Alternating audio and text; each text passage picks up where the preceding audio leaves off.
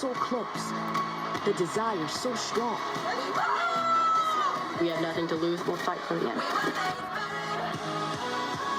Who wants it more?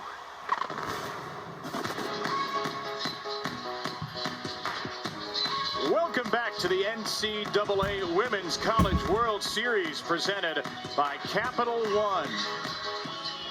It's a doubleheader today, and Game 2 features Stanford and Texas. After Game 1 featured a mighty surprise, the Oklahoma Sooners saw their 20-game win streak in a tournament snap. Skylar Wallace had 2 of Florida's 4 home runs, and the Gators and Sooners will now do battle in a winner-take-all, if necessary, semifinal game tomorrow. Stanford is hoping to push Texas into a if necessary game. The Cardinal would do that with a win tonight. If Texas wins, it's the Longhorns with a day of rest on their way to the championship series. Good evening. Welcome back to OKC. Kevin Brown with 2-time All-American Amanda Scarborough. Alyssa Lang with us shortly. We've seen this matchup before. We saw it early in the season in Clearwater. We saw it at Austin. We've seen it in OKC. Texas has taken 2 of 3.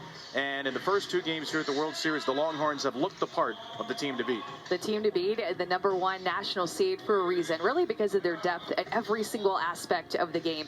In the circle, offensively, and off the bench. And we've seen it, the depth shine in the circle because of the different looks that they can bring. Tegan Kavan got the start in Game 1. She threw a shutout and looked spectacular with her rise ball. Then they went to Mac Morgan against Florida. She brought it with her drop ball. Their pitchers are so hard to prepare for going into a game.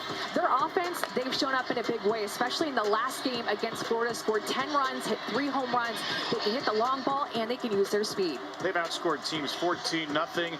They're the #1 national seed for the first time. They beat Oklahoma in a series to get that #1 national seed for the first time in 15 years. And it's been 21 years since the Horns started 2-0 at the World Series back in the Cat Osterman days. So they're 1 win away. Stanford needs 2 more. But the Cardinal have been insane in elimination games this postseason. They're 5-0. Nyjari Kennedy has started and won all 5. Pitching with your season on the line in an elimination game in the postseason is already hard doing it one time. Nyjari Kennedy has done it 5 different times and has come out on top with a 5-0 record in elimination games. When her back has been against the wall, she has stepped up and leveled up her game to be able to lead this team. The offense feeds off of her energy. She feeds off of them. Stanford in elimination games has thrived this postseason. Nyjari Kennedy has thrown every single inning in those elimination games. They are 1 shy of the Division I record, winning a 6th elimination game in the same postseason. And in the first 5, Jessica Allister's Cardinal have outscored their opponents 26-3. They're going to need to win 7 elimination games to get to the Champ Series, but tonight it's just 1. It's Stanford fighting for its season. It's Texas fighting for a return to the championship series. It's all on the line in Oklahoma.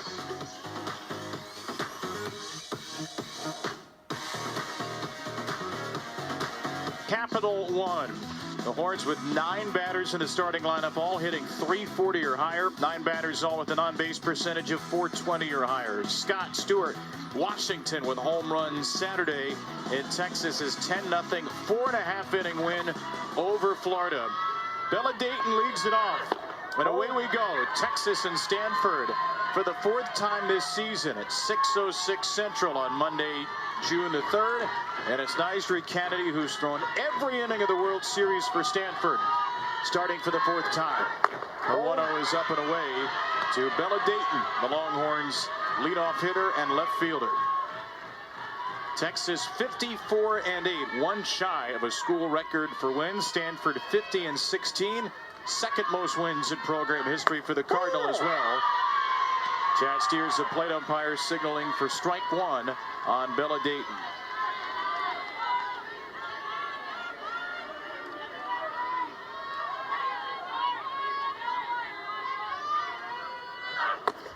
Kennedy fires one in at 73 for strike 2. The velocity is good early for Nyjari Kennedy, who threw 97 pitches last night in a 3-1 win over UCLA, striking out 8 and not walking a soul.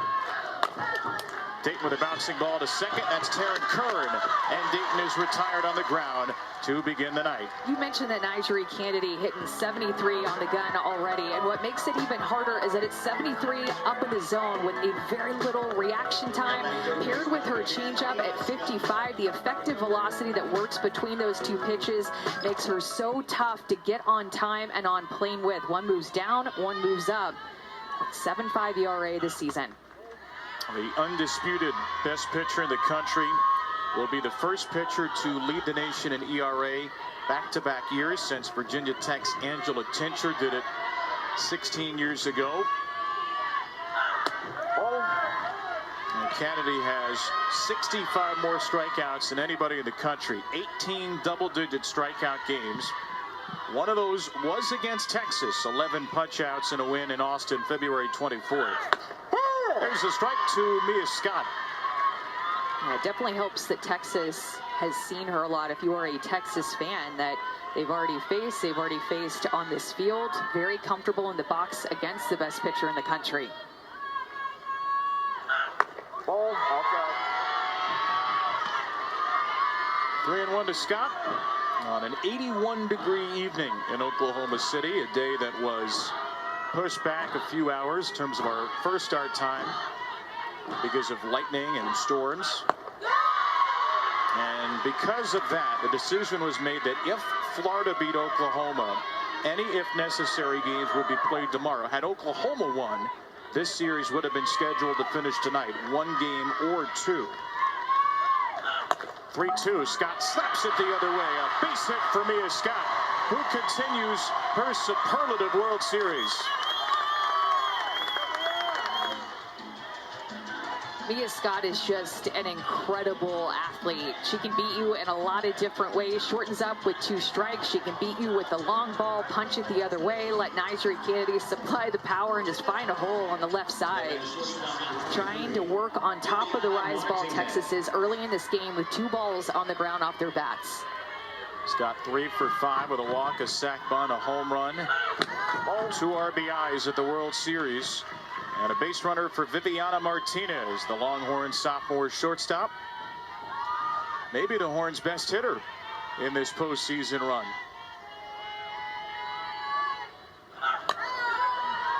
Martinez has an on-base percentage of .613 and a slugging percentage of .889 here in the postseason.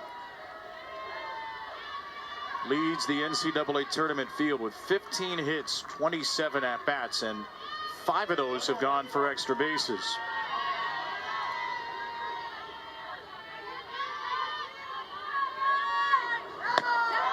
Off speed for a strike. She has really good hands, Vivi Martinez does, and she can get to a lot of different pitches. She can cover the outside corner, and she can turn on a pitch that's 75 up and in her hands.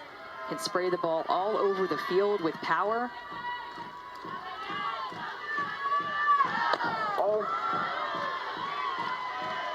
Been a real breakout season for her.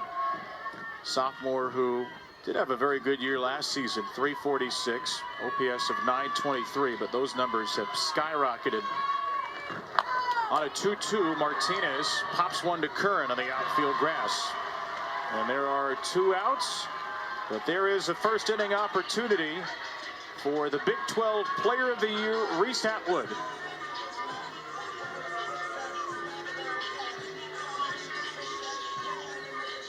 Now batting catcher number 14, Reese Atwood. She has not driven in a run in 3 games, Reese Atwood, which is tied for her longest RBI-less drought of the year. She's sitting on 90. And that pitch gets away off the glove of Ali Kaneshiro, and that moves Mia Scott up to second. Already in this first inning, we're seeing Nigeri Kennedy miss a lot down and in, and it is very much reminding me of the first time that she threw against Texas on Thursday night, missing down and in. Looks like that's supposed to be a rise ball falling out of her hand.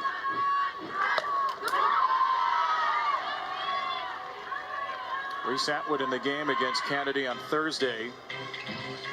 Struck out swinging, walked, lined out to third. She does have a home run against Nyjah back in February, but on the whole, Kennedy has pitched her well. Last RBI was a go-ahead single in the 6th inning. Game 2 of the Supers against Texas A&M. That changeup in the dirt. Scott at second after what is ruled a pass ball against Ali Kaneshiro. And Reese Atwood is very good this year at handling up in the zone. Hitting close to 500 on rise balls this season. That's why I think she's going to get a heavy dose of changeups here already early in this game. You're seeing Nigeri Kennedy pull out that pitch and not have great command with it early like she did against UCLA the other night. With a base open, we'll see if Kennedy gives Atwood anything to hit. She really didn't, and Reese tried to hit it anyway. Helped her out a little bit with that curveball that was moving away from her.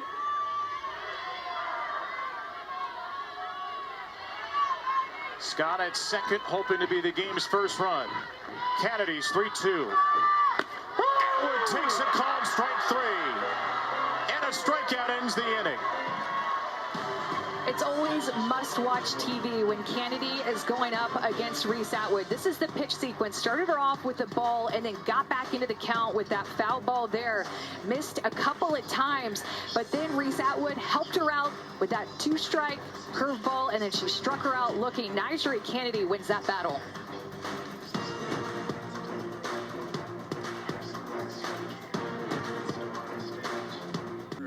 Will step into the batter's box to lead off this game for the Cardinal offense. Starting lineup brought to you by Capital One. How about Ava Gall, the freshman for Stanford? Hitting third, seventh, back up to third the last couple of games. Had the only hit for Stanford on Thursday night and has been an RBI machine ever since then. 8 lefties in the Cardinal lineup. Gall had the only hit against Tegan Cavan, who gets the ball again for Mike White's Longhorns. Yeah, we talked about Nigeri Kennedy's rise ball, and that is Tegan Cavan's favorite pitch as well, and she will throw the most up in the zone, and she can throw her rise ball on multiple levels. She has such good spin, paired with good velocity at 65, and then dropping her changeup down to 54. That rise ball, she will get underneath it to be able to move it up in the zone. Her changeup, she will get more on top of it at her release to move it more down in the zone. Those two splits, both north and south, and with her speeds, makes her very difficult to barrel up. But throw a rise ball so far this season, almost 80% of the time, and that changeup, a newer pitch for her in her freshman year, 16% of the time. Tegan Cavan, Taryn Kern. First pitch rise ball is high to the ever-patient Stanford second baseman, an all Pac-12 selection. Kern hitting 174 in the NCAA tournament with an on-base percentage of .472, 10 walks, hit by 3 pitches, and she takes a rise ball right at the top of the zone.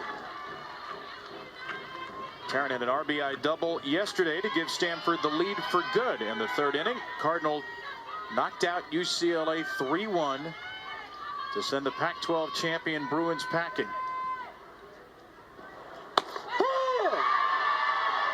Another one right at the top of the zone, moved it up maybe even a half ball to a ball to see how far up she can get at the top end of the strike zone with the rise.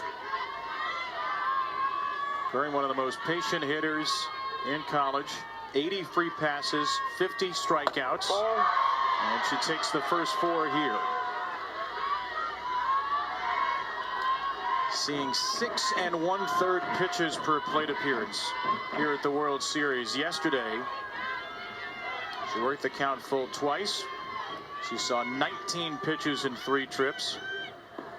And the 5th one here is strike 3. A changeup for Tegan Cavan. Out of the bag of tricks to start the game. You'll notice that this changeup by Tegan Cavan fools a lot of hitters. She gets a lot of looking strikes down at the bottom half of the zone. More of a check swing, but you could tell just so much assuredness from Taryn Kern out of the hand of Cavan of whether she wanted to swing and what speed it was coming at. Little low ball 1 to Kira Chan. Cavan struck out Kern to begin the game on a 2-2 rise ball on Thursday. It's a 2-2 changeup to kick off the proceedings here on Monday. Chan drills one the other way, and Bella Dayton makes the catch with a little flourish. It's a great swing by Kira Chan and a good sign for Stanford already early in this game, but Bella Dayton had a great read and it was hit more or less just right at Bella Dayton as she goes down, but just wanting to make sure that she catches it. Bella Dayton covers a lot of area out there in left field. Well, we talk a lot about Texas's offense, deservedly so. We talk a lot about their pitching staff, deservedly so. But they are so much better defensively this year. Mike White's sixth team and probably the best defensive team he's ever had in Austin.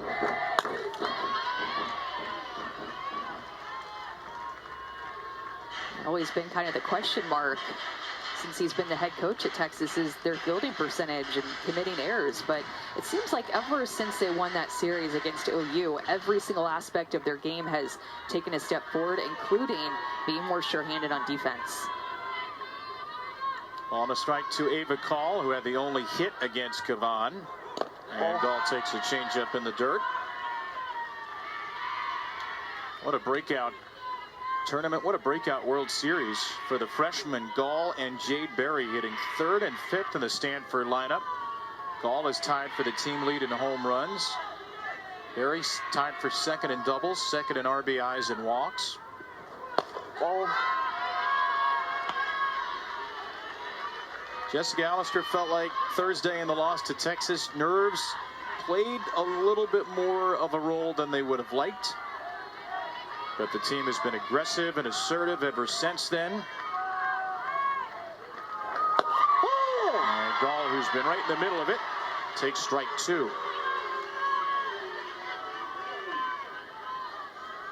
Here's what she's done in elimination games.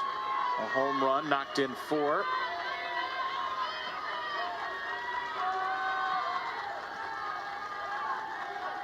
A payoff pitch coming. And Gall lifts it high into right. She gets under it. And Ashton Maloney gets under it. 1-2-3 first inning for Tegan Kavan.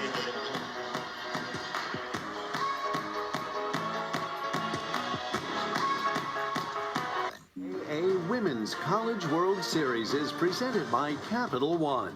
What's in your wallet? And in part by the new Sonic Groovy Fries. The fries that hold more sauce in every groove. Live free. Eat Sonic. The instantly iconic flying face mask on one of Nyjeri Kennedy's 8 strikeouts last night. She has taken center stage as one of the great superstars this game's seen in a while, and one of the great superstars we've ever seen. Monica Abbott had this to say to The Athletic about Nyjeri Kennedy. Her limit in terms of pitch velocity does not exist. I think she could potentially reach 80. Can Nyjah be the Caitlin Clark of softball? Monica says, I kind of believe she can. When people have asked me who could be the Caitlin Clark of softball or who is, I always instantly think of Nyjeri Kennedy because of what she can do and just how much fun she is to watch. She can manipulate the ball, throw with good velocity, change speeds, but I love watching her energy and her emotion when she is out there competing.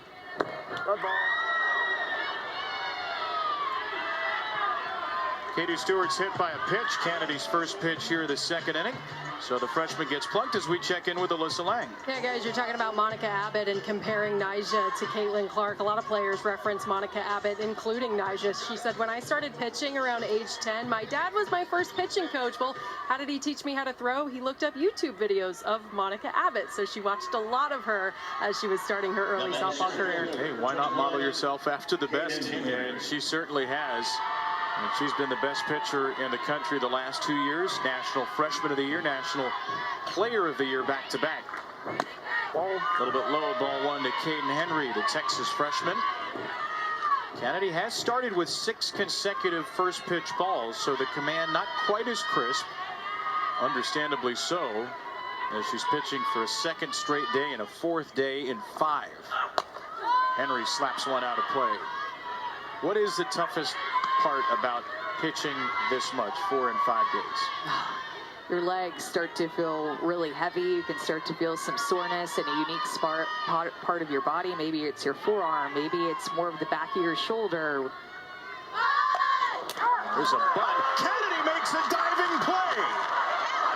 The ball trickles away, and Stewart got hung up on first, and she gets back in safely as Stanford threw down to second. But the all-defensive team pitcher in the Pac-12 makes a terrific catch to start it. We'll just see her smiling, having some moments with her teammates out there, knowing that this might not have been the most graceful play, but it counts as an out. Kind of an unnecessary throw, and then the freshman Katie Stewart thought maybe she could be aggressive and take second base. That rise ball is going to cause a hitter to pop up a lot of bunts and getting the bottom half of the ball, but nevertheless, that was a big out for Stanford. Well, graceful or not, Nyjah Kennedy is such a great athlete. She played a ton of different sports growing up. She was an elite basketball player. We found out this week she even played offensive line for a couple of years. Tackled football with her brother BJ, who plays football at Cal. She did hit a little bit this year as well. We haven't seen it in a while. She has 25 at-bats on the season and a couple of home runs.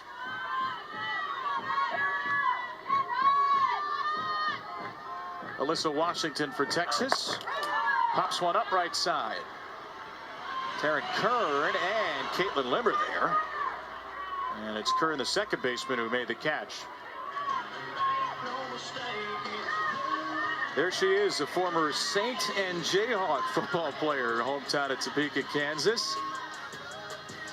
Nyjah told us that her brother BJ wanted to play football, and she ended up on the team.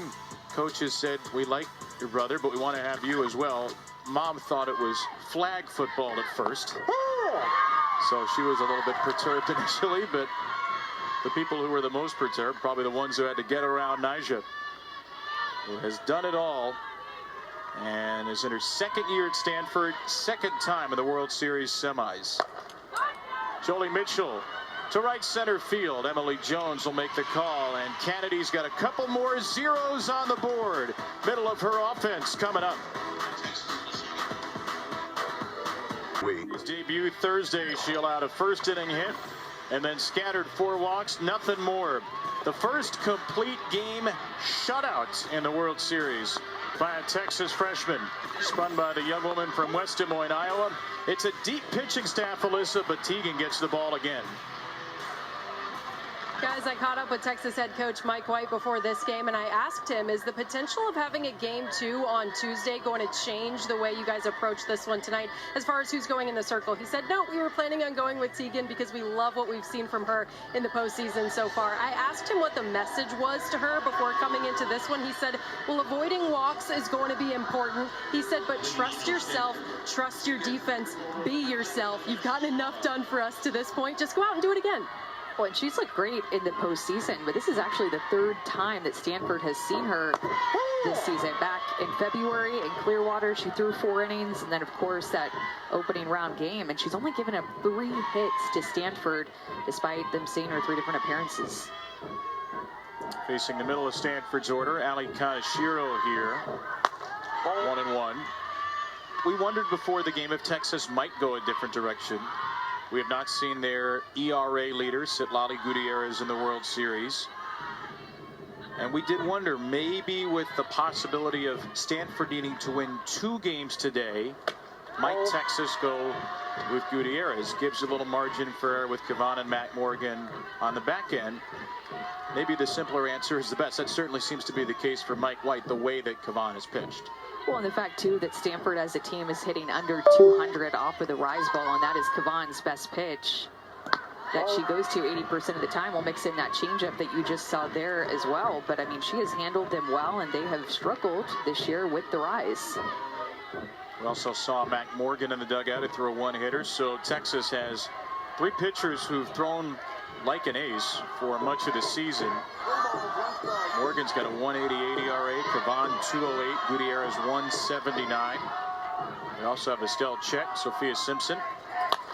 3-1 fouled away by Kaneshiro. Might have helped out Kavan there. This is Ali Kanashiro's 30th start in the NCAA tournament. 357 on base. She's driven in 18 and homered 3 times. A decorated Cardinal career at catcher. And Kanashiro is late. Kavan rips a rise ball past her. Likely late because she was looking for that changeup with 2 strikes. Instead, Kavan goes upstairs with the rise ball away from Kanashiro, who has struggled this year hitting with 2 strikes. And rise ball is going to be the pitch that she goes to 80% of the time. She gets a swing and miss on that rise ball 24% of the time. But that changeup, the whiff rate goes up to 35%. Opponents hitting just 136 off of that pitch. Where have you seen her grow the most throughout the year? I think just her confidence. I think Tegan Kavan came in with great velocity, very good movement, good spin. She came in with the tools, and maybe it's that change up that she's gotten more confident in as the season has gone on. That ball's pulled through the right side. The freshman Jade Berry has a 1-out base hit. She's the first Stanford base runner.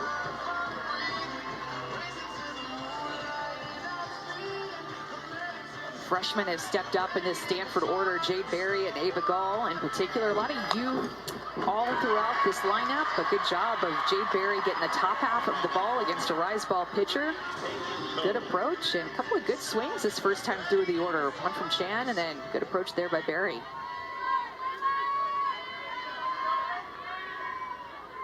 Berry just a 184 hitter against the rise ball. Finds her way on. Here's Kaylin Cope. On that changeup that we were talking about is a pitch that Coach White taught Tegan Kavan. Really just leaned on her rise ball and travel ball growing up. Could just throw that pitch and didn't really need to go down or change speeds much because her rise is so good. Cope right back to Kavan. She'll go to second, get the lead out there, and Texas turns 2. The shortstop Martinez was the fulcrum on a 1-6-3 inning ender. I can't believe, even with the hesitation, that they were still able to turn the double play. You saw Kavan look 1, and then her teammates were like, hey, go 2, we got her. Quick turn by Martinez to finish it off. What a double play.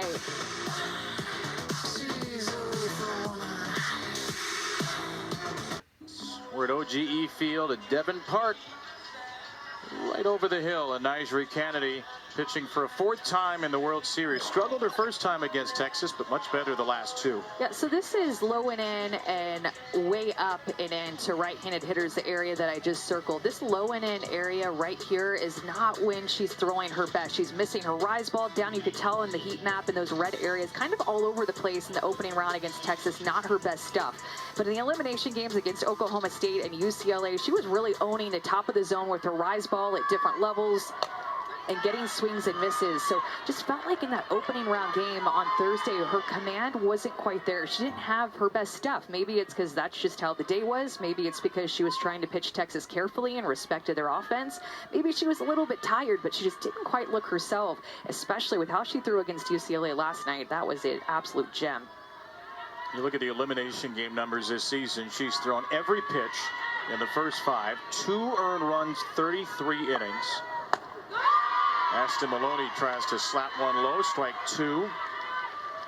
It was a regional final against Cal State Fullerton. Super Regionals games 2 and 3 against LSU. After LSU had run-ruled Stanford in the first, and then elimination games at the World Series against Oklahoma State and UCLA.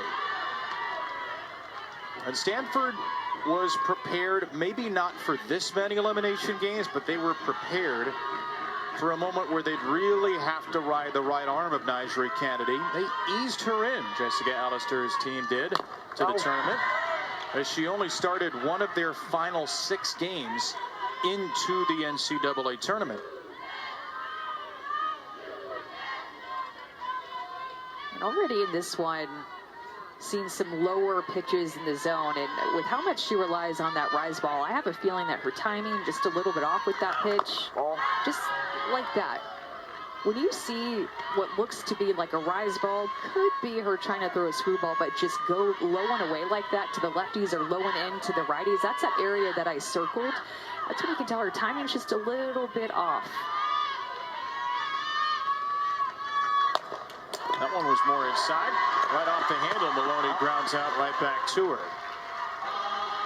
Well, the Women's College World Series Finals begin in just 2 days. Wednesday night, 8 Eastern, 7 Central on ESPN. For more information, go to ncaa.com. Your home for all 90 NCAA championships. Get in your swings now for the 2034 and 39 and beyond World Series Finals. Bella Dayton, first batter, second time through the order.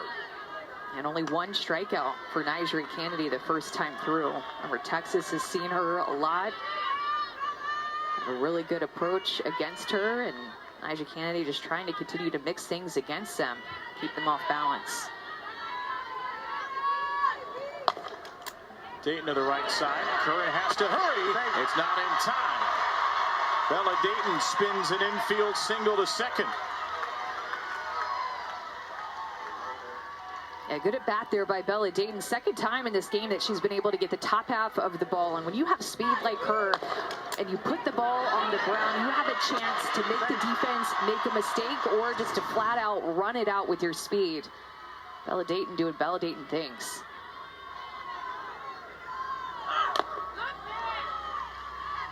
So if Texas is seeing what you're seeing right now, what adjustments should the Longhorns try to make the second time through? I think that the first time through actually had a really good game plan against her. I think that they're being patient, not swinging and missing a ton of chasing. Good swing there too. Scott out to left. Chan is there. So you're preaching, hey, the results aren't there yet, but the approach is good? Yeah, exactly. And right now, she's not really throwing that changeup for a strike. Shown a lack of command with that pitch, so really they can just focus on her harder stuff, knowing that she's got to bring it up in the zone with her rise ball. Haven't seen her throw a ton of those higher rise balls that are at eye level. 2 down, Viviana Martinez. First pitch swinging, and on the screws to short. Pretty good contact, but the wrong location, and another scoreless inning for Kennedy.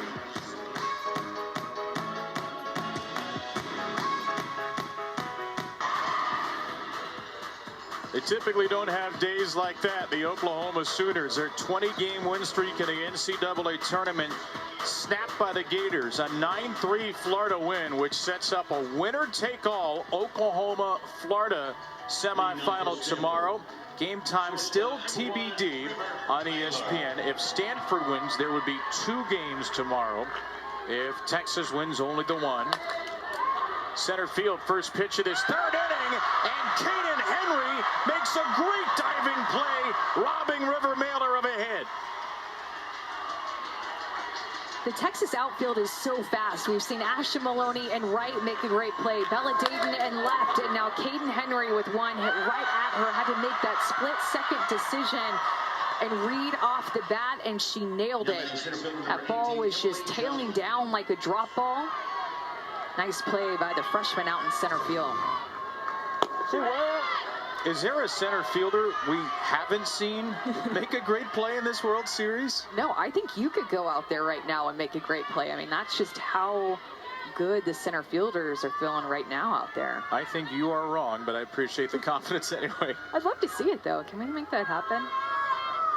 What would the score have to be for me to get an inning? I have eligibility.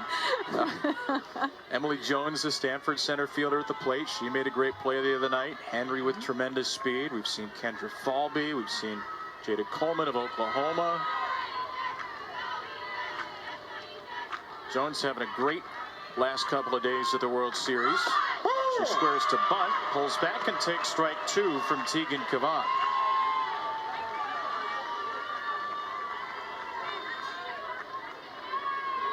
Emily Jones, a regular number 2 hitter most of the years, dropped to 8th late in the season, and she's starting to hit like a number 2 hitter again. Jones pops one up, and it's caught by the third baseman, Scott.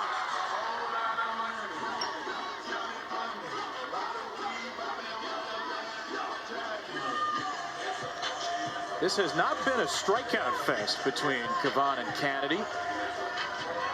Only 1 apiece. Both pitchers have been very efficient.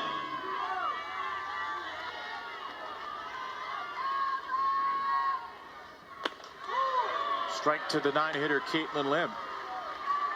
Both of these pitchers have thrown to these hitters a lot, so having a good game plan against them and so much experience against each other this year. Lim hit a home run Friday night against Oklahoma State.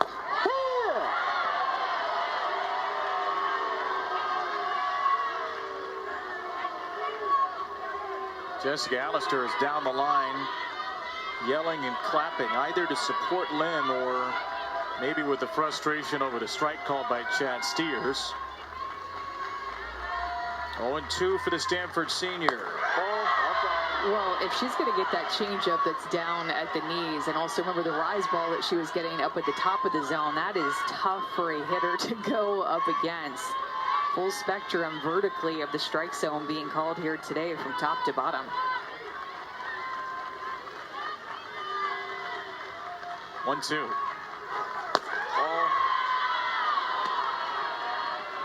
Graduate student from Irvine, Caitlin Lim, in a year that's really been dominated by the Stanford underclassmen. Lim and Kaneshiro have stepped up in big moments. 2 of her 5 home runs have come in elimination games. Only 3 in the other 60. Lim beats one into the ground. A second smoothly handled by Washington. Tegan Kavan with a 1-2-3 inning, thanks to another web gem. Web gems all around for everybody. You get one, you get one, you get one. And this time it was Kaden Henry robbing River Mailer and pumping up her teammates.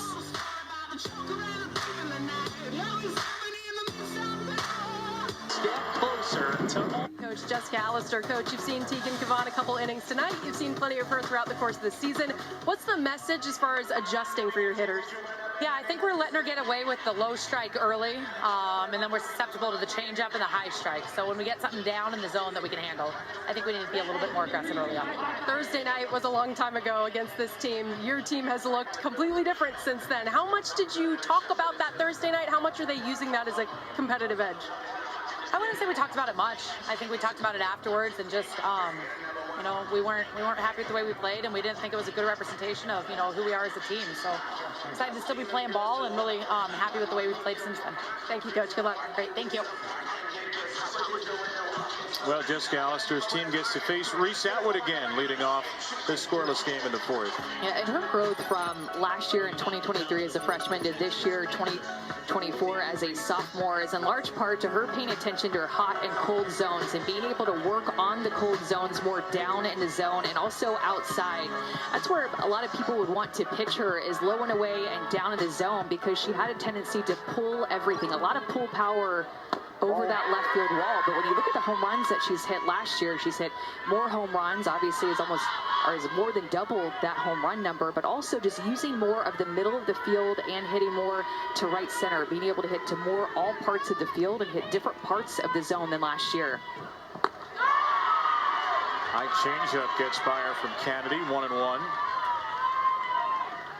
What's allowed Reese to make such a drastic difference this year? I think realizing it, not being a freshman anymore, and talking to her coaches, and she's just such a hard worker. This one to second, caught by Kern on a line.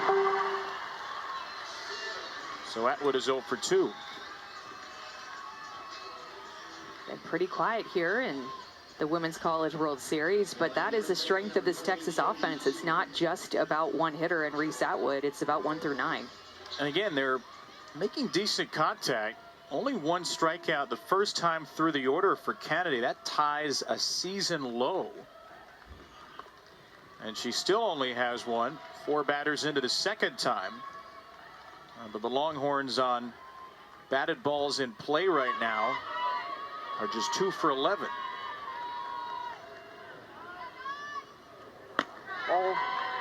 And that's when you can tell how good of a pitcher that Nyjah Kennedy is that even though she is the type of pitcher that can pile up swings and misses and strikeouts very quickly, when she is a little off, when she is a little tired, when a team has seen her multiple times.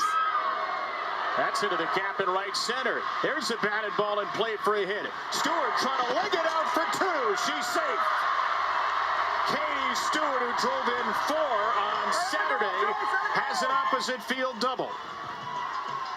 Okay, this is impressive by the freshman because we talk all the time about her pull power, but look at her in a hitter's count, letting this pitch travel on the outer half and going the opposite way with it. Katie Stewart finds herself in that 2-0 count. She has had quite the freshman year to have Reese Atwood's back and hit behind her and make teams pay. Katie Stewart's first double off a rise ball this season. Her 13th overall, which is the second most on the Longhorns. She told us earlier in the year, because of her swing in the past, I was never the type to be a rise ball hitter. She said her old hitting coach would always talk about launch angle, getting under the ball to hit home runs. She's tried to be a little bit more flat to the ball, and it's working out. 13 doubles, 13 homers in her first collegiate year.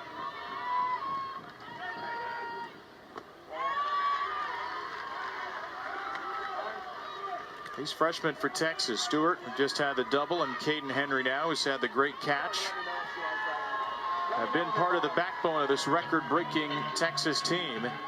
And after a changeup that missed badly, Tori Nyberg will visit with her pitcher and catcher.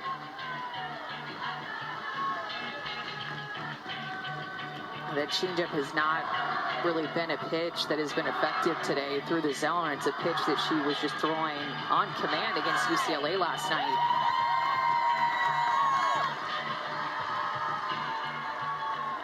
When a changeup frequently misses that poorly out of the zone, what is it in your mechanics that allow that to happen? A changeup, especially for a high velocity pitcher, is such a rhythm and timing pitch and a feel pitch. And so when you are a little bit more tired, that feel is sometimes more difficult to have with that pitch. And I think maybe that's why it is just gone away from her. She's having trouble finding that consistent release point with it over and over and over again. And when you're on rhythm and on time with it, it just feels easy. Caden Henry, who struggles against changeups, an excellent rise ball hitter. Browns one foul after the visit from Nyberg.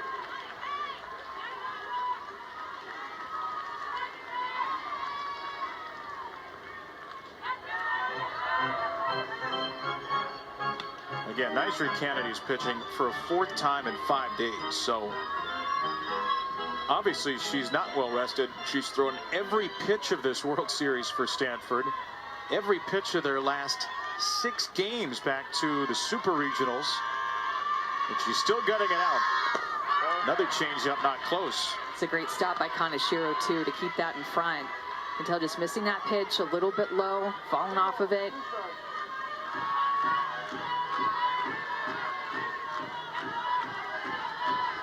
Stewart, the game's potential first run, is out at second. And Henry takes the changeup. There it is, just in the nick of time for strike 3.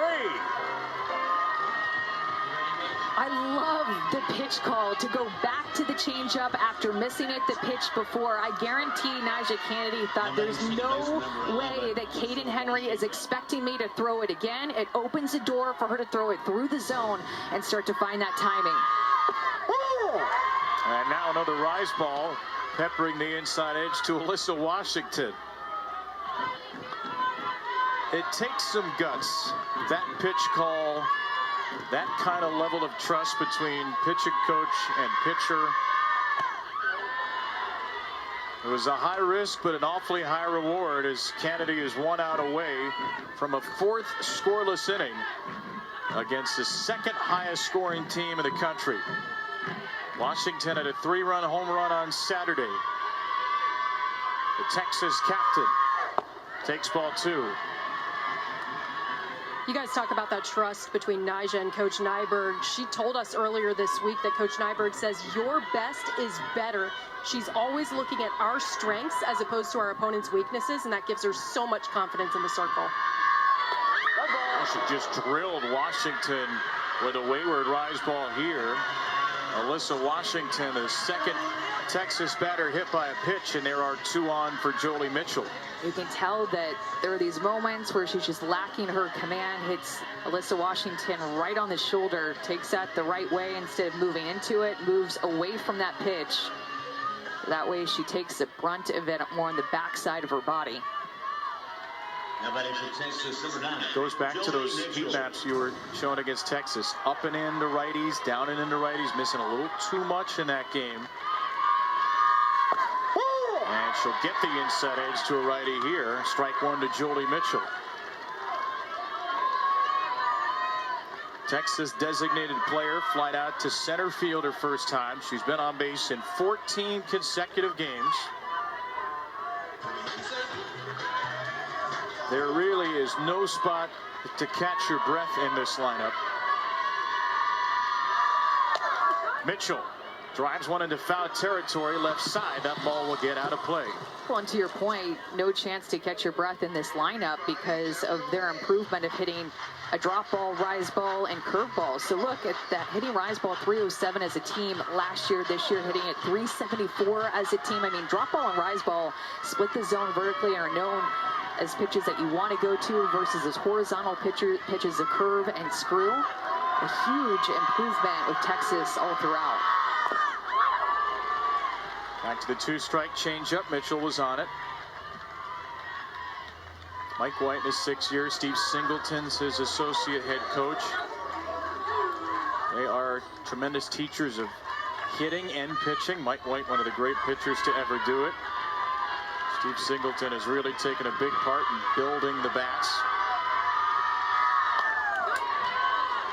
Well, it leaves no holes and no weakness whenever you face them, because when you look at drop, rise, curve, change, and screw, every single pitch as a team they hit over 300.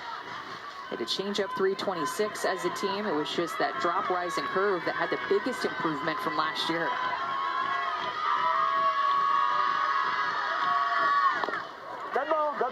Tori Nyberg says, as we heard Alyssa say, your best is better than their best. Stanford's decision is pitch to your strength rather than another team's weakness.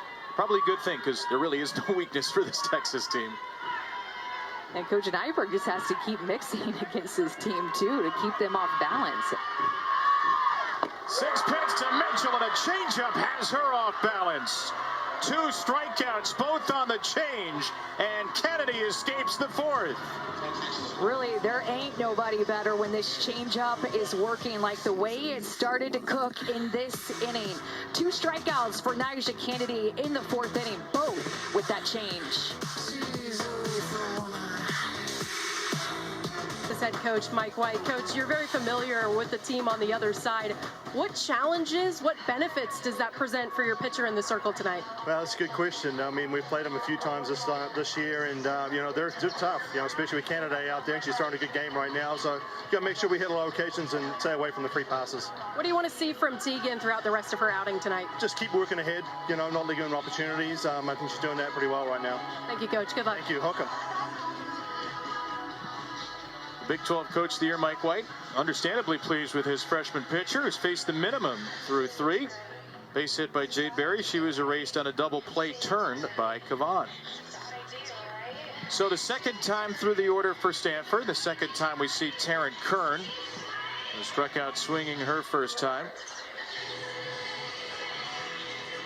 It'll be Kern, Chan, and Gall. And this number is still at 4. We showed you last night. Taryn Kern did not swing at a first pitch yesterday. She has not today. She has not swung at the first pitch in her last 207 plate appearances, 208. Here's the crazy thing. The first pitch to Taryn Kern is only a strike 53% of the time. You know she's not swinging. Yeah.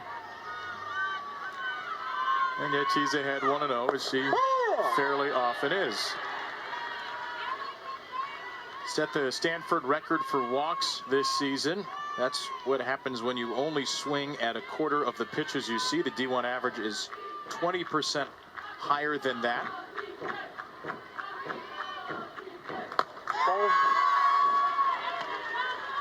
She seems as comfortable taking pitches as anybody in the country. Out of Archbishop Mitty High School, is a San Jose native. Same high school as the great hitter Kaylani Ricketts, Mississippi State head coach Sam Ricketts. Kern swings away on 2-1. Up in the air to right, playable for Maloney.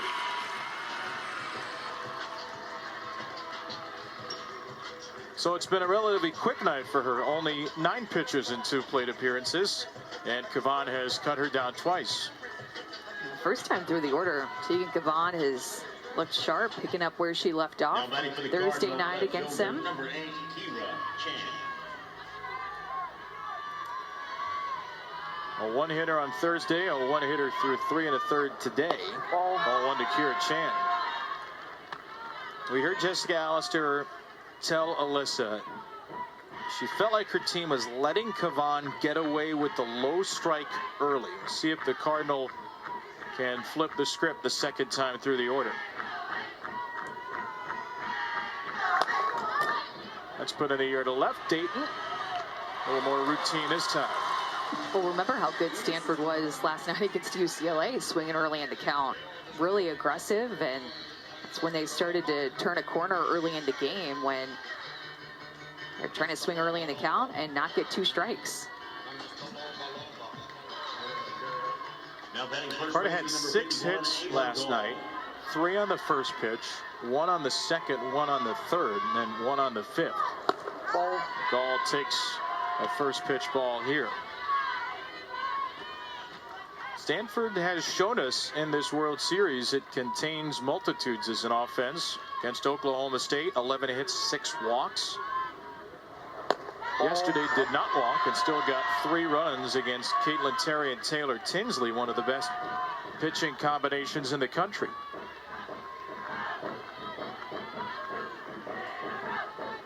Gall in a green light count on 2-0.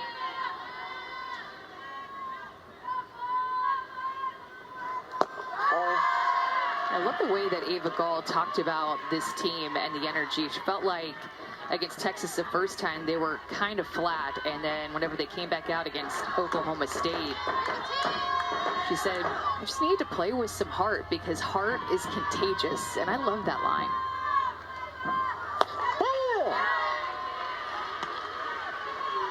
We can throw numbers at you, and we have in the elimination games is 26-3, but there is something to that. I mean, there is something intangible, something emotional, something spirited about this Stanford team, about the way they've played when they have needed to win to keep their season alive.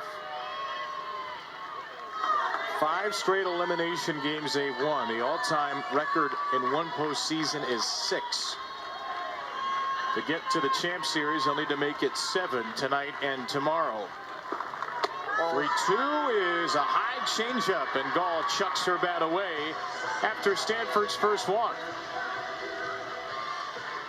I mean, honestly, Kevin, you just start to get used to playing in the elimination games. The first one is probably the scariest and most nerve-wracking, and then they won it. And then when you face elimination again, it's not as scary because you've been there before. So, I mean, to continue to face elimination and look it in the eye and say, nope, we're not done yet. Not today for Stanford. It's been not today. 5 straight elimination games. Ali Kaneshiro takes ball 1.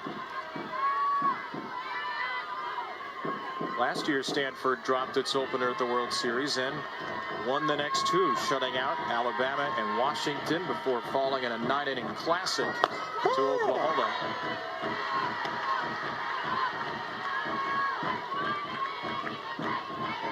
What a sensational evening it is for softball. Doesn't feel as red hot as it can in June. Shadows covering about half the field.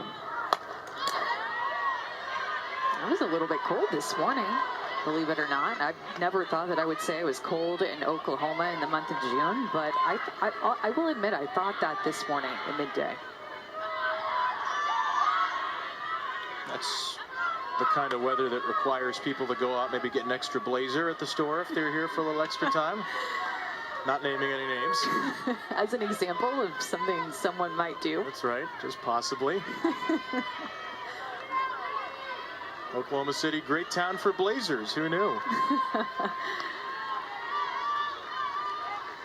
2-strike pitch, freshman to the senior. Kaneshiro, not even close. Kavan struck her out twice. We thought we might get a pitcher's duel, Amanda.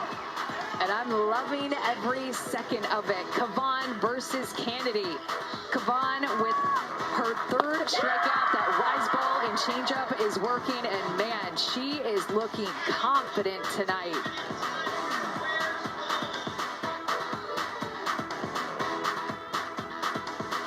Fine.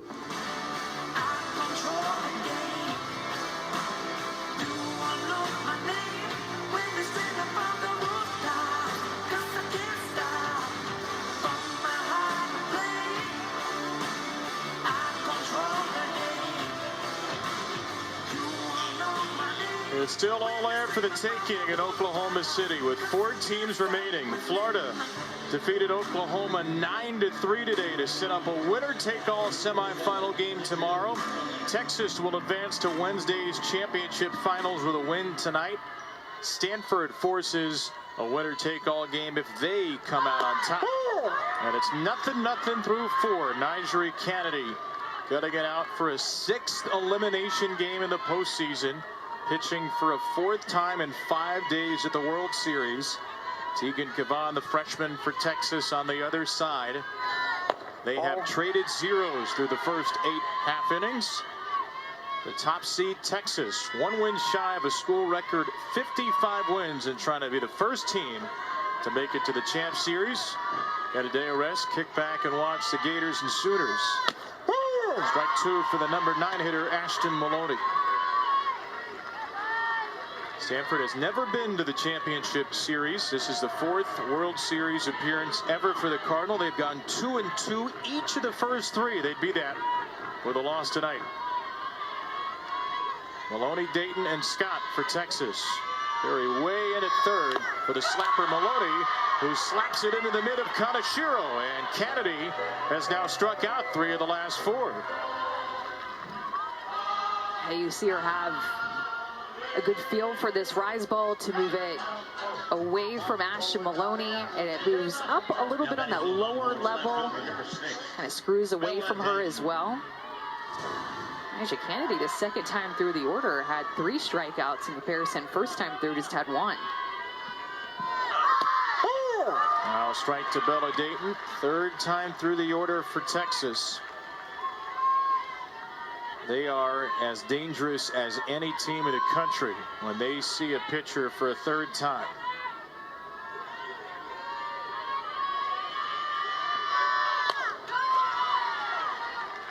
Just how dangerous? 417 average, 764 slugging, and 35 home runs.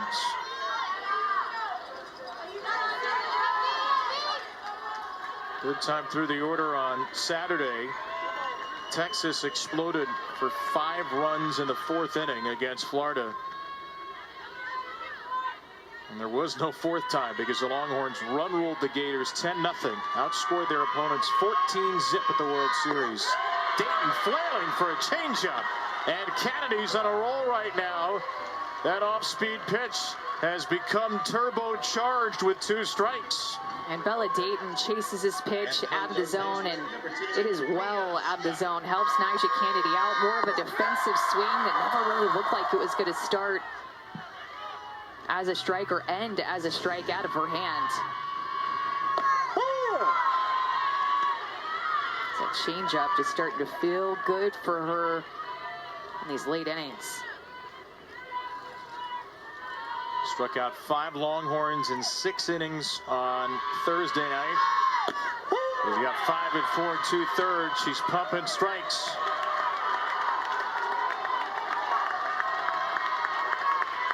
It's only about 4 hours from Topeka, Nigeri's hometown, to here in Oklahoma City. She's got family members here, and if you are a neutral observer, you may well find yourself drawn into the National Player of the Year, Nigel Kennedy, part of Stanford's self-proclaimed Nerd Nation.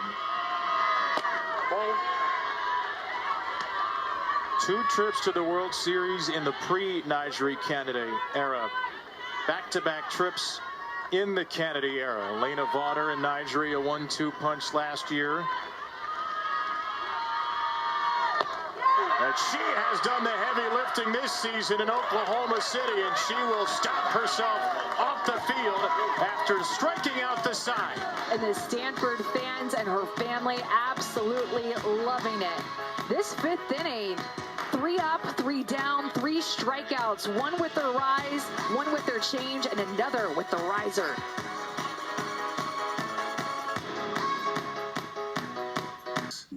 Tegan Kavan versus Nigel Kennedy has lived up to the billing. Tegan Kavan has been working her changeup early in the game and then being able to spin a rise ball on both sides of the plate. That rise ball is just so good. High spin rate on that pitch, throws it with good velocity, and this pitcher's duel with Kavan and Kennedy, 2 young aces, has been a lot of fun. Mike White said he wanted her to keep her walks down after she walked 4 on Thursday. She's only walked 1. A 1-hit shutout Thursday against Stanford, a 1-hit shutout through 4 today. We have seen some ridiculous pitching performances by the freshmen here in Oklahoma City. Notably Kavan and Keegan Rothrock, who got the win for Florida, went the distance against Oklahoma today. In fact, Thursday, both Rothrock and Kavan threw shutouts. It was the first day in World Series history 2 freshmen had thrown a shutout since May 22nd, 1997.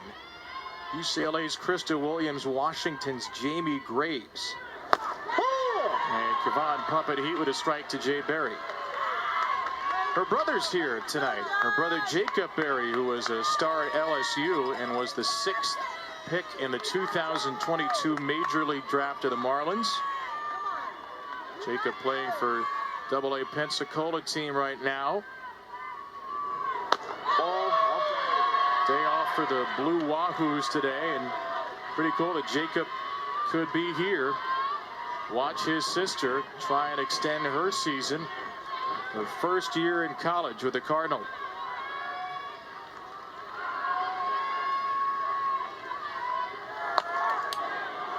Down the line and right. That ball's well hit, but foul. Kevin, you just mentioned Jacob Berry in the stands. He's sitting next to his mom. They've been locked in this entire game, obviously cheering on Jade. I was told Dad is here, but he would be around the stadium pacing, which is one of the most softball dad moves ever, right? That's the #1 softball dad move, I think. I think so, but I also think Jacob looks very nervous. Wonder if he looks more nervous at the plate or in the stands. I'm guessing in the stands. I'm guessing so, Feel helpless. 3-2 for Jade, who just put a good swing on one, and Kavan comes right back with a changeup and gets her looking.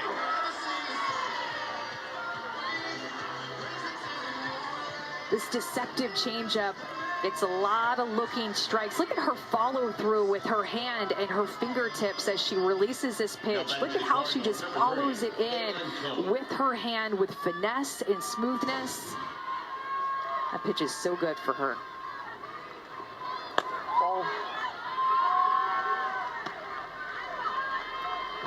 Tegan Kavan got the final out of the Super Regional round.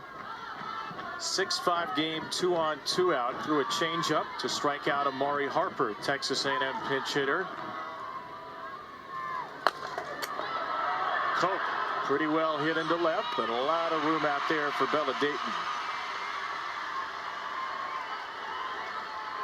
And it could be easy to say that one pitch at one moment was a turning point, maybe too easy, but Tegan admitted that 7th inning to close out the Supers was nerve-wracking, and she talked to Kat Osterman after the game. Kat, Texas legend, who has been a mentor to Tegan, and Kat told her soon it'll be 100 times this, and she felt like being in that situation would prepare her for the World Series, and boy has it ever. Well, as Coach White put it, that they just threw Tegan Kavan into the deep end. They needed their full pitching staff in that Super Regional weekend. They had each other's back, and that is what has made Texas so hard to prepare for going into games and series, is that you don't know who's going to throw when. They've had 3 different starters that they can rely on, and each gives a different strength and a different look. Down the left field line, River Mailer. Dayton sliding onto the dirt. took away another one. She lost the ball on the transfer, and the out is recorded by the fabulous Bella Dayton. Oh yeah, that'll be out number 3. That was on the transfer all day. This is so smooth, going feet first into the wall. Bella Dayton plays this game fearlessly, especially on this field.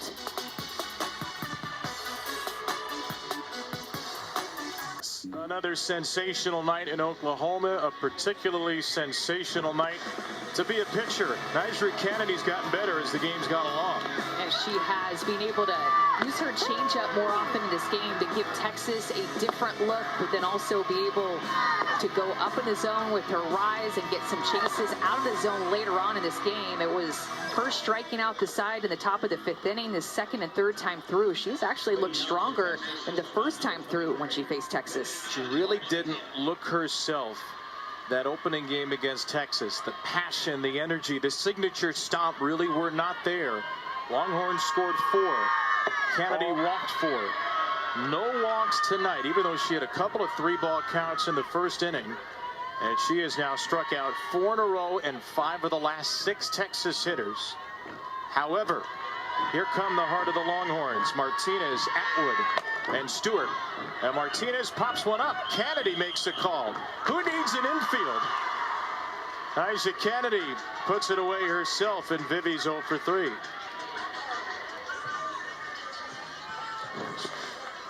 When Nyjah Kennedy faced Reese Atwood her first at bat, this is it. You could tell how careful that she was being, working off the plate. Reese Atwood helped her with that swing, and then she struck her out with that pitch.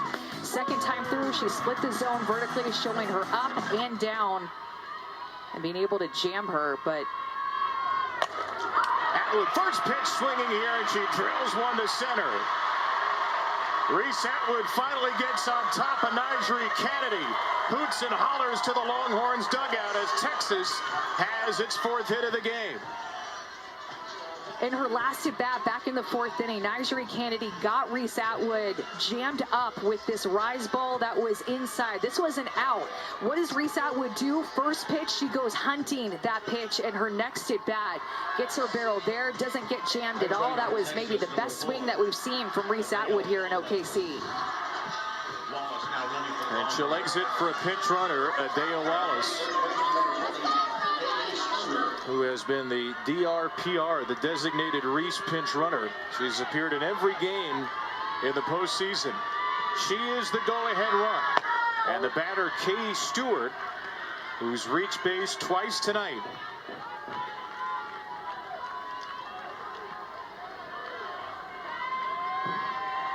Here comes Tori Nyberg after a first pitch ball.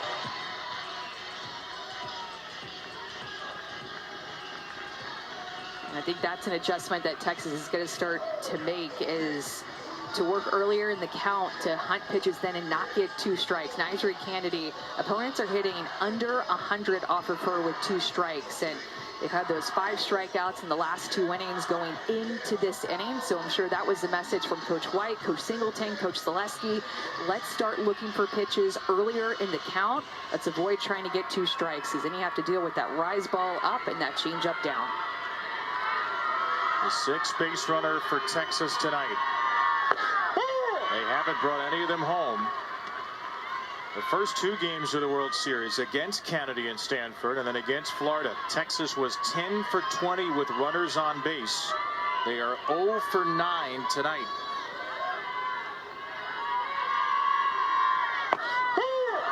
Strike called to Stewart, 1 and 2.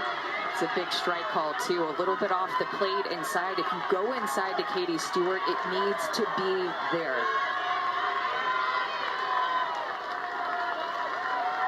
Hit by a pitch in the 2nd, doubled in the 4th. Ball 2 and 2 in the 6th. See Nyjah Kennedy looking back at her defense with a smile on her face, kind of nodding her head because she loved that pitch location to Katie Stewart. That was just such a good take with 2 strikes by her. Stewart well out in front of that changeup.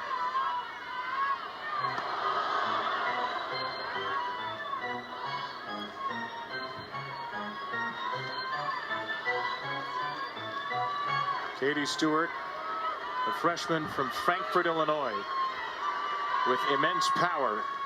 She will not display it. Strike three, changeup. Number 7 for Nyjah. She's just not scared to go back to back with this pitch. Even if she didn't throw it well the time before, she goes back to it knowing that she can make an adjustment. That inside corner with that changeup, dropping down the speed to 58, makes her do the Nyjah stomp. Third time through the order, she struck out 3 out of 5. 2 down, Caden Henry. Oh.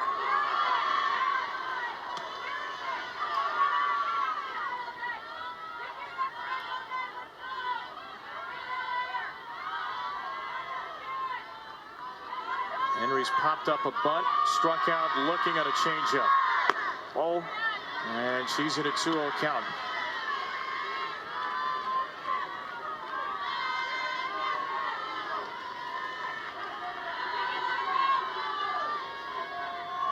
Caden Henry hitting .524 off the rise ball this year. Will she get one she can handle? Oh, she popped it up. Will there be room? Yes, there will, but it's out of the glove of Berry. It just would not stay in the leather. Caden Henry is going to get another chance, and you see Berry finding the dugout, and that it was in her glove, but just continued to spin out of her glove once it hit it. Missed opportunity for an out. Texas given a second chance. And Henry swings through a changeup, and the pinch runner Wallace to second. Mailer was late to the bag, and Adea Wallace dashes to third. Her 6th stolen base of the year, and now Texas has the first run just 60 feet away. Good pitch to run on, too, with it being a changeup, but you're absolutely right. River Mailer was late. That throw goes all the way to center field, and now instead of just 60 feet, it's 120 feet and 60 feet closer to scoring. 2 strikes on Henry. To second, gobbled up by Kern. She throws her out from a knee, and Stanford gets out of it again. The defense does not fail Kennedy on the final play of the 6th. Stanford knows how to play in an elimination game. Every aspect of their game steps up. Taryn Kern, the sophomore, made the play for Nyjah Kennedy. This team is building momentum.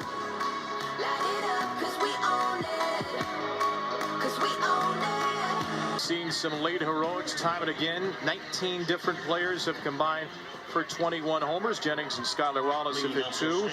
We've had 5 shutouts. We've had 3 run rule games. We're a lot more likely to get the former than the latter tonight. Nothing, Texas and Stanford. It's been an absolute dandy. Kevin Brown, Amanda Scarborough, Alyssa Lang, our entire ESPN crew.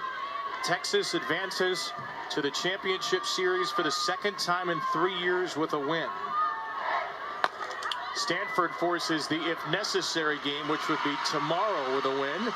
And Tegan Kavan is just rolling right along. She retires Emily Jones. Tomorrow night, our next 2 ESPN films on some notable hockey moments of the last couple of decades. 7:30 Eastern.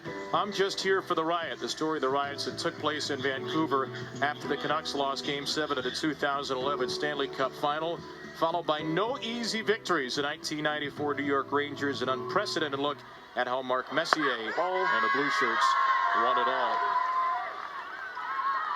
Caitlin Lim had a home run and a win over Oklahoma State on Friday. 2 home runs in the tournament. Both have come in elimination games. 2nd highest slugging percentage in the lineup, down here in the 9 spot. Lim out in front of a changeup. That has been the pitch of the night, really, for both Kennedy and Kavan. That's just the way that they sell it. I mean, they're continuing to pull hitters on that pitch. The hitters look like they just cannot pick it up out of the hand.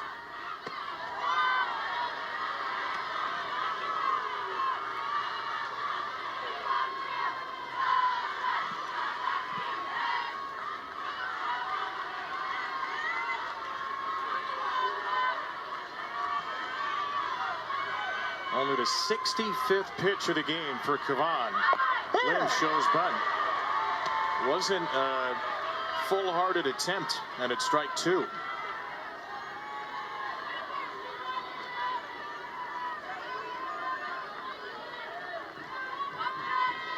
Stanford team that has hit second most home runs ever, most since 2005. And Lim, who has power, chases a rise ball for strike three. Number 5 for Tegan Kavan. Remember, entering this game, Stanford, as a team, hitting under 200 against the rise ball. Kavan gets a strikeout there and gets Lim to chase that rise ball out of the zone. Second time through the order against her, 3 strikeouts, and that's 5 on the day. Now 2 down for Taryn Kurt, who told us, maybe I'll swing at the first pitch if the World Series is on the line. World Series is apparently not on the line yet. Kurt is actually a much better hitter by average and slugging percentage when she falls behind 0-1 compared to when she jumps ahead 1-0, which is ridiculous. 0-1 counts, or after an 0-1 count, she hits 301, slugs 602. After a 1-0 count, she hits 235, slugs 368.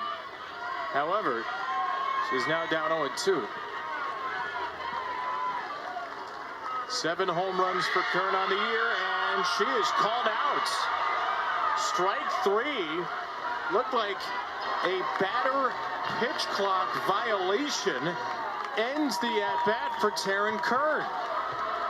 So it's a 20 seconds on the pitch clock, and as a hitter, you have to be in the box at the 10-second mark. There's the pitch clock down in the bottom left-hand part of your screen. She is taking her time, and Chad Steers going to call her out.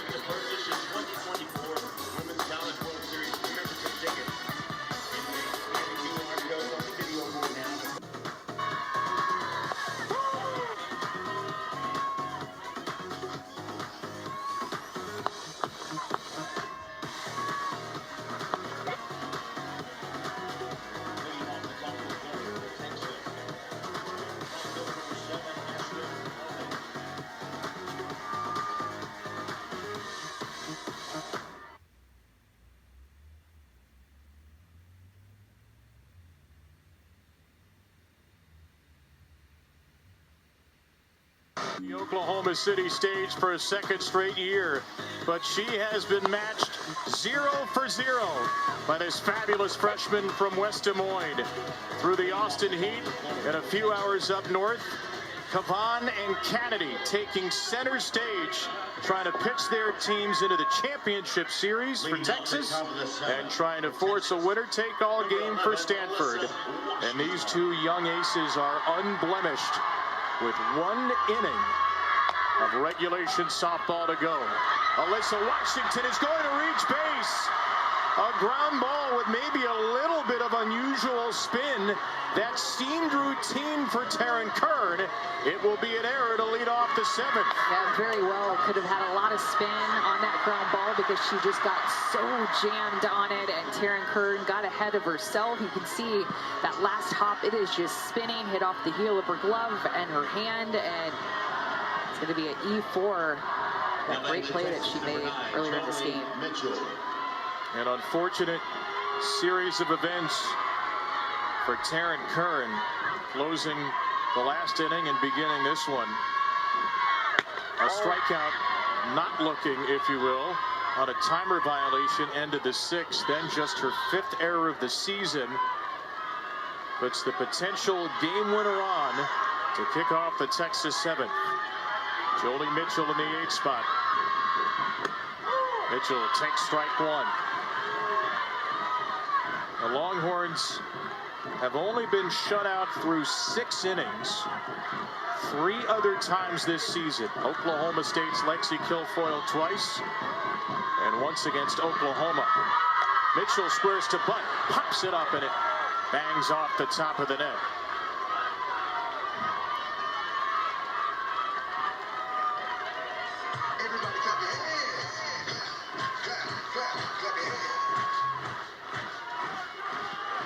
After 4 years at Notre Dame, Jolie Mitchell came to Texas for moments like this.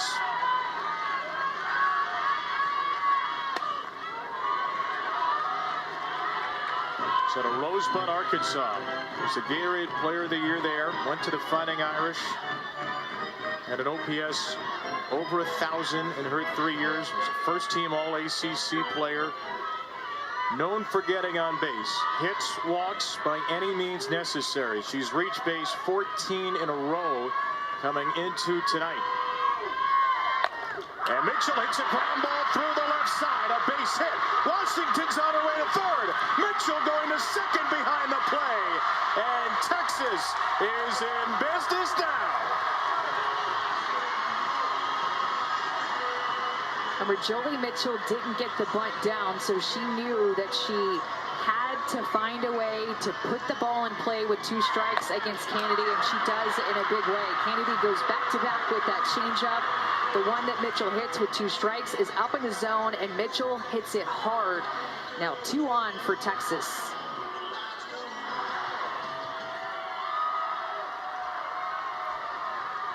Naylor was shaded toward the middle.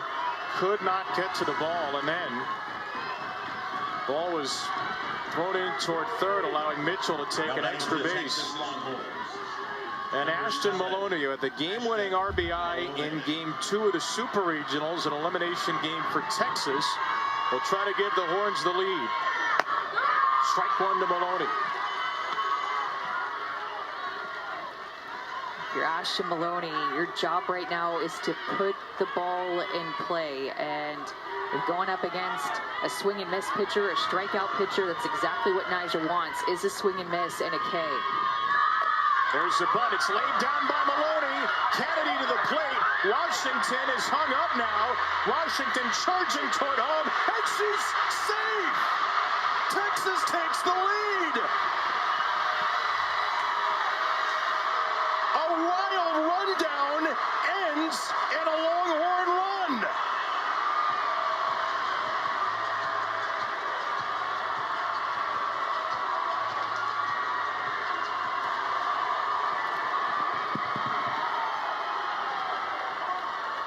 The call on the field is safe. Stanford is challenging that call. The play is under review.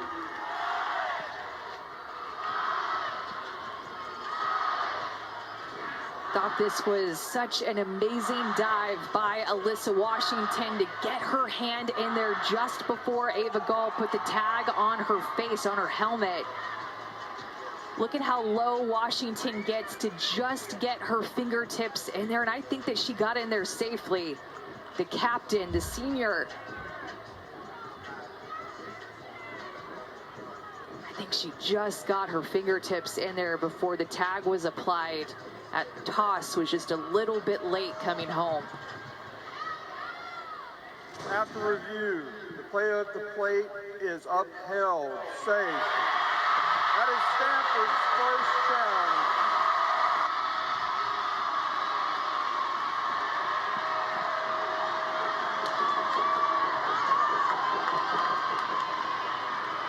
Alyssa Washington, a kid who's dreamed her whole life of being a Longhorn, has just dashed home with the most satisfying 60-foot run of her life. It wasn't 60 feet straight, though. It was back and forth a couple of times.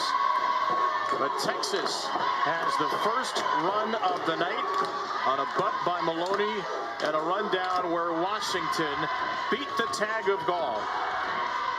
This to me is why Texas is just so tough to beat, because we showed their home run power against Florida where they hit 3 home runs, won that game in run rule fashion. But when the home runs aren't coming and the power is not coming, they can always rely on their short game and their speed to put pressure on a defense.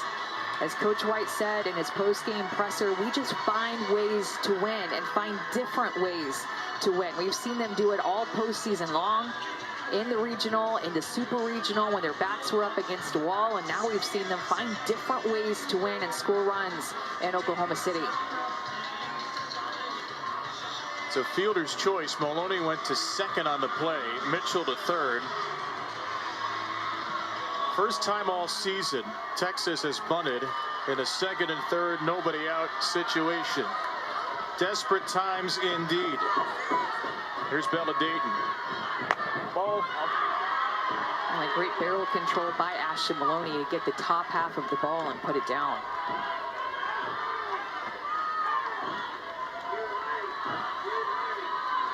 Corners are still pinched in for Dayton. Would be pretty fitting if Texas made the Champ Series on a mad dash by the first captain in Longhorns softball history. 28 years, first solo captain Mike White's had in his 15 years as a head coach. Young woman who's been through a lot. All her dad Osiris passed away 3 years ago. Alyssa has dedicated her career to him since then. She had a home run a couple of days ago. She talked after the game about how emotional it was to have her mom here. Dayton will pop up left side. That'll be caught by the left fielder for Stanford, Danny Hayes, and there is one away.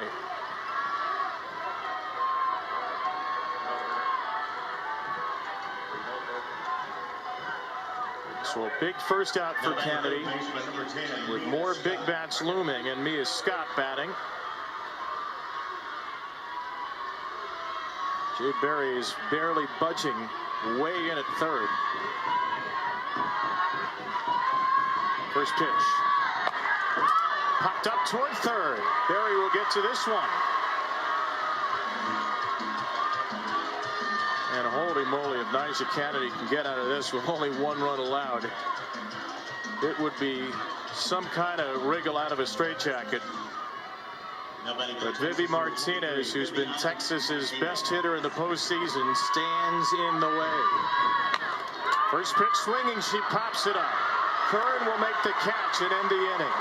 Texas gets an unearned run, but Alyssa Washington certainly earned it for all it was worth. In a pitcher's duel, every single pitch and play matters. There was the error to lead off the inning by Taryn Kern, and then the dive home by the captain, Alyssa Washington, who put Texas on the board.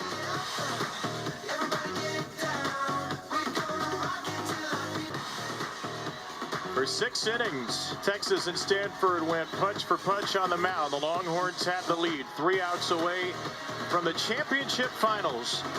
The winner of Oklahoma and Florida tomorrow on ESPN. Time still to be determined depending on the outcome of this one. We'll meet them there. Alyssa Washington has the only run for Texas, and Stanford's trying to win for a 6th time in elimination games. 26-3 in the first 5. They've been brilliant, but tonight they have been completely stymied by Tegan Cavan, who shut out the Cardinal on 1 hit on Thursday and is doing the same through 6 innings today. Kira Chan, the sophomore, will lead it off. Ava Gall, the freshman. Ali Kaneshiro, the senior. Leading off for Stanford. If anybody gets on, it'd be Jay Berry, who has the only hit and the best swings for Stanford. First pitch, strike to the left fielder, Chan.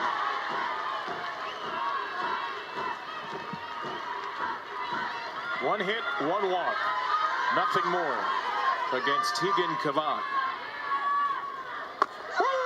0-2. She's looked so sharp tonight. After that opening round game where she threw the 1-hitter, she said that she was really focusing on her breath and focusing on working with Reese Atwood, her catcher and good friend.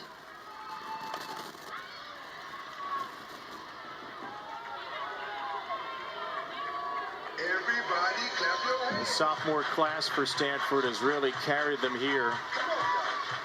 Kern and Chan, Mailer and Jones, and of course Nyjah Kennedy in the circle. Very tight-knit group, trying to play at least one more day of softball in 2024. Ball 1 to Chan.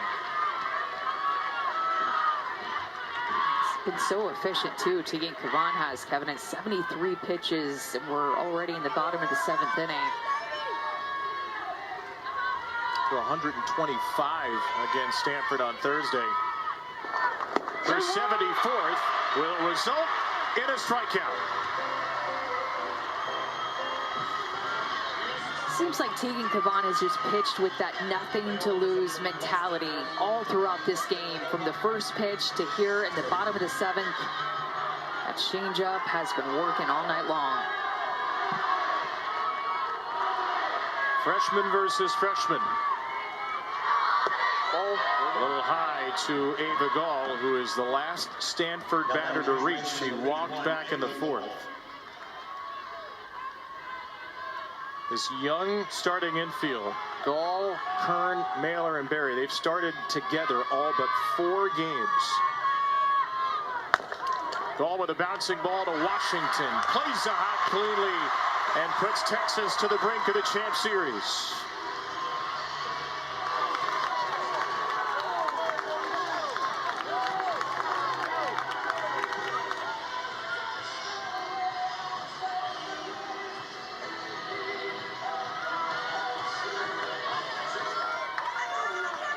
Stanford's most impactful senior.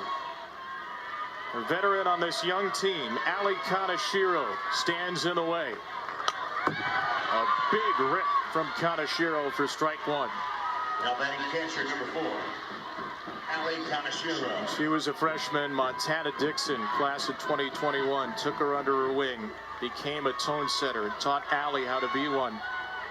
This 4th-year starter has set the tone for Stanford all season, trying to keep her career alive. No swing by Kaneshiro on a late appeal to first. John Backus says it's ball 1.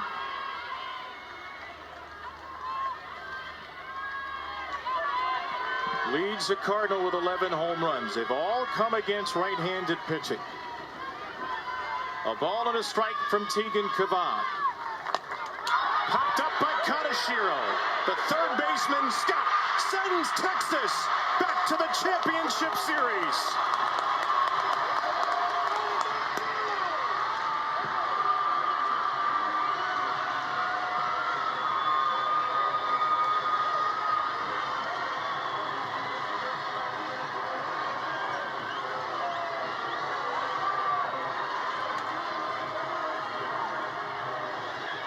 Two years ago, they were the first unseeded team to make it to the championship series. Now, Texas is back as the top seed and playing like it. The Longhorns will await Oklahoma or Florida Wednesday night with their first title just 2 wins away. Their offense has just continued to find different ways to win. They are so tough to go up against, and with the way that Tegan Kavan and Mac Morgan have thrown here at the World Series, and their defense has played back behind them, they've been so tough to score against. Not giving up a run at the World Series. So the game time for tomorrow is set. It'll be 2 Eastern, 1 local, Oklahoma and Florida.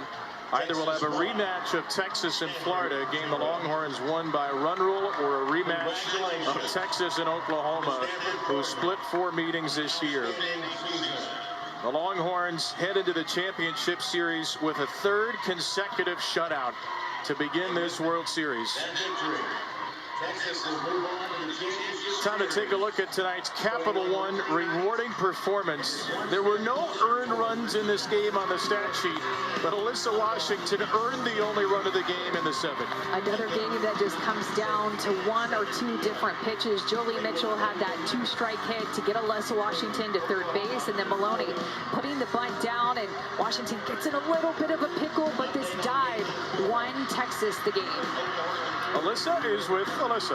And with Tegan Kavan, ladies, let's talk about that run, that wild rundown. What's going through your mind? Take me through that play, Alyssa.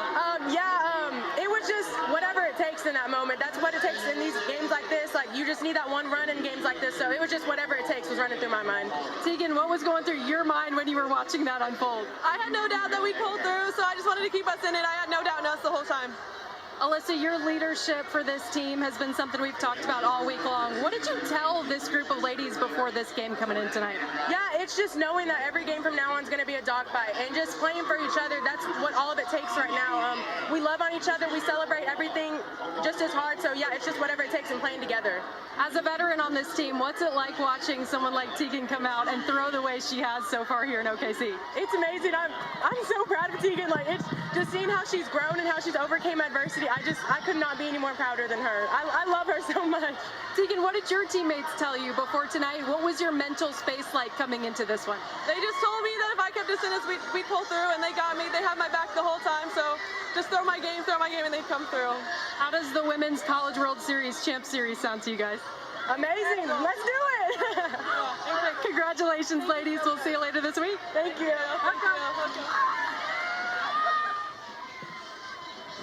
What a story this is for Tegan Kavan. Dominated UCLA to begin her freshman season. It's going to end in the championship series. And she has just looked so comfortable here on this field since Thursday. A couple of complete games, and I mean, she's only given up 2 hits. And yeah, she's faced the same team, but she has just looked so confident and good. Well, Texas has shut out Stanford twice and Florida once to make it to the championship series. They're looking for their first title. They just tied the school record in wins with their 55th. On the other side, Stanford, my gosh. I mean, 6 elimination games, 40 innings. Nyjah Kennedy throws all 40 innings. Still has only given up 2 earned runs. It's an unearned run that beats her. Just a Herculean performance by Kennedy and this young Stanford team. Yeah, I mean, what a season for Stanford, and Nyjah Kennedy taking more of the load this year and pitching in all of the big games, all of the elimination games, and you just see that emotion come out now from the pressure and the expectations of being National Player of the Year and just trying to fight through the tiredness to try to win a national championship. But Texas, I mean, coming out on top and getting to play in another championship series. I mean, there's just nothing like this event we've discovered for 2 straight years. There's really nothing like watching Nyjah Kennedy pitch. Cannot wait to see her again. This is a very young Stanford team. No doubt they'll be back in a big way next year. But it's wait till next year for the Cardinal. It's wait till Wednesday for the Longhorns, who get a day of rest before they attempt to win their first national championship. For Amanda Scarborough, Alyssa Lang, our amazing crew, this is Kevin Brown. After the break, we'll get to the Norman Regional and college baseball.